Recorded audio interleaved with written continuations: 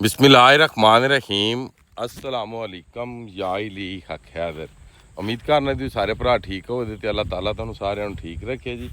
ਤੇ ਜਿਸ ਤਰ੍ਹਾਂ ਕਿ ਤੁਹਾਨੂੰ ਪਤਾ ਹੈ ਜੀ ਕਿ ਫਲੱਡ ਅਪਡੇਟ ਚੱਲ ਰਹੀ ਹੈ ਤੇ ਰਿਵਰ ਚਨਾਬ ਦੀਆਂ ਵੀ ਕਾਫੀ ਜ਼ਿਆਦਾ ਅਫਵਾਹਾਂ ਹਨ। ਸਵੇਰ ਤੁਹਾਨੂੰ ਰਿਪੋਰਟ ਦਿੱਤੀ ਸੀ ਜੀ ਤੇ ਟਾਈਮ ਜਨਾਬ ਇਸ ਟਾਈਮ ਤੁਸੀਂ ਵੇਖ ਸਕਦੇ ਹੋ 5:59 ਹੋ ਗਏ ਨੇ। 22 ਸਤੰਬਰ ਨਵਾਂ ਮਹੀਨਾ 2025 ਤੇ ਇਸ ਸਾਈਡ ਤੇ ਤੁਸੀਂ ਸੂਰਜ ਦਾ ਵੀ ਵਿਊਜ਼ ਵੇਖ ਸਕਦੇ ਹੋ ਜੀ।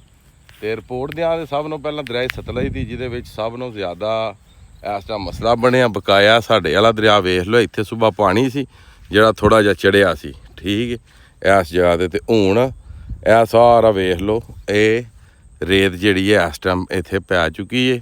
ਪਾਣੀ ਦਾ ਜੋ ਫਲੋ ਜਿਹੜਾ ਘੱਟ ਹੋ ਗਿਆ, ਬਿਲਕੁਲ ਨਿੱਕੀ ਜੀ ਨਾਲੀ ਰਹਿ ਗਈ ਜੀ ਪਰਾਂ।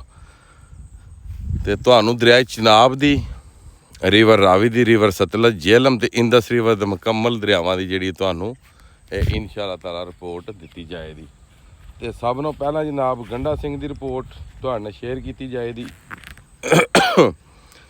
ਦਰਿਆ ਸਤਲੁਜ ਜਨਾਬ ਇਸ ਟਾਈਮ ਗੰਡਾ ਸਿੰਘ ਦੇ ਮੁਕਾਮ ਤੇ ਪਾਣੀ 99,000, ਹੈਡ ਸੁਲੇਮਾਨਕੀ ਦੇ ਮੁਕਾਮ ਤੇ ਪਾਣੀ 69,000 ਤੇ ਹੈਡ ਇਸਲਾਮ ਦੇ ਪਾਣੀ 65,000, ਠੀਕ ਹੈ ਜੀ।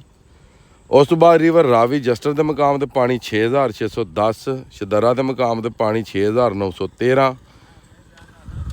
ਉਸ ਤੋਂ ਬਾਅਦ ਜਨਾਬ ਮੇਰੀ ਸ਼ਦਰਾ ਹੈਡ ਬੱਲੋਗੀ ਦੇ ਮੁਕਾਮ ਤੇ ਪਾਣੀ 21,335 ਤੇ ਹੈਡ ਸਦਨਾਈ ਦੇ ਮੁਕਾਮ ਤੇ ਜਿਹੜਾ ਪਾਣੀ ਹੈ ਉਹ ਜਨਾਬ ਮੇਰੀ 11,800। ਤੇ ਇਹ ਰਾਵੀ ਦੀ ਰਿਪੋਰਟ ਹੋ ਗਈ। ਰਿਵਰ ਚਨਾਬ ਦੀ ਰਿਪੋਰਟ ਸੁਣ ਲਓ ਜੀ। 34,000 ਪਾਣੀ ਆ ਥੱਲੇ ਆ ਰਿਹਾ ਜੀ ਹੈਡ ਮਰਾਲਾ ਦੇ ਮੁਕਾਮ ਤੋਂ ਜੀ। ਹੈਡ ਖਾਨਕੀ ਜਨਾਬ 30,914, ਹੈਡ ਕਾਦਰਾਬਾਦ 5,502। ਉਸ ਤੋਂ ਬਾਅਦ ਚਨਿਓਟ 12,002, ਹੈਡ ਤਨੀਮੂ ਜਿਹੜਾ ਵੇ ਉਹ ਚੱਲ ਰਿਹਾ ਜੀ ਇਸ ਟਾਈਮ 23,944 ਤੇ ਹੈਡ 5,000 ਜਿਹੜਾ ਉਹ ਵੀ ਲੱਖ ਤੋਂ ਥੱਲੇ ਆ ਗਿਆ 96,896। ਅੱਗੇ ਜਨਾਬ ਤਰਬੇਲਾ ਦੇ ਮੁਕਾਮ ਤੇ ਜਿਹੜਾ ਪਾਣੀ ਹੈ ਉਹ ਵੀ ਤੁਹਾਨੂੰ ਚੈੱਕ ਕਰਾ ਦਿੰਦੇ ਆ। ਤਰਬੇਲਾ ਦੇ ਮੁਕਾਮ ਤੇ ਪਾਣੀ 73,000, ਕਾਲਾ ਬਾਗ ਦੇ ਮੁਕਾਮ ਤੇ 1,55,000, ਚਸ਼ਮਾ ਦੇ ਮੁਕਾਮ ਤੇ ਪਾਣੀ 1,25,000, ਤੌਂਸਾ ਦੇ ਮੁਕਾਮ ਤੇ ਪਾਣੀ 1,41,000, ਗੁੱਡੂ ਬਰਾਜ ਦੇ ਪਾਣੀ 2,23,000, ਸੱਖਰ ਕੋਲ 2,00,000 ਤੇ 6,000 ਤੇ ਕੋਟਰੀ ਕੋ ਪਾਣੀ 3,39,000।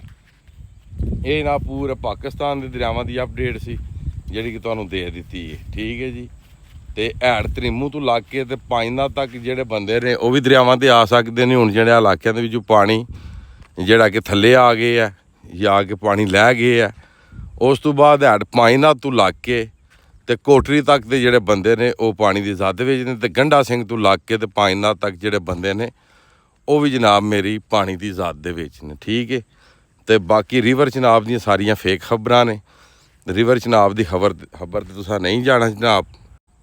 ਅਗਰ ਕੋਈ ਰਿਵਰ ਚਨਾਬ ਦੇ ਵਿੱਚ ਅਪ ਔਰ ਡਾਊਨ ਹੋਇਆ ਤੇ ਉਹਦੀ ਵੀ ਤੁਹਾਨੂੰ ਖਬਰ ਲੱਭ ਜੇਦੀ। ਅਗਰ ਦਰਿਆ ਸਤਲੁਜ ਦੇ ਵਿੱਚ ਅਪ ਔਰ ਡਾਊਨ ਹੋਇਆ ਤੇ ਉਹਦੀ ਵੀ ਤੁਹਾਨੂੰ ਖਬਰ ਲੱਭ ਜੇਦੀ, ਠੀਕ ਹੈ ਜੀ। ਤੇ ਬਾਕੀ ਅੱਲਾਹ ਤਾਲਾ ਤੁਹਾਨੂੰ ਵੀ ਮੈਨੂੰ ਵੀ ਆਪਣੇ ਫਤਮਾਨ ਵਿੱਚ ਰੱਖੇ। ਤੇ ਅੱਜ ਦੀ ਵੀਡੀਓ ਤੇ ਅੱਜ ਦਾ ਵਲੌਗ ਕਰ ਰਹੇ ਖਤਮ। ਮੈਨੂੰ ਦਿਓ ਇਜਾਜ਼ਤ। ਨੈਕਸਟ ਵੀਡੀਓ ਤੱਕ ਜ਼ਿਆਦਾ ਆਪਣਾ ਖਿਆਲ ਰੱਖਿਓ, ਆਪਣੀਆਂ ਖਾਸ ਦੁਆਵਾਂ ਵਿੱਚ ਮੈਨੂੰ ਯਾਦ ਰੱਖਿਓ। ਇਨਸ਼ਾ ਅੱਲਾ ਮਿਲਦੇ ਹਾਂ ਕਿਸੇ ਨੈਕਸਟ ਵੀਡੀਓ ਦੇ ਨਾਲ। ਅੱਲਾ ਹਾਫਿਜ਼, ਫੀ ਅਮਾਨ ਅੱਲਾ ਜੀ।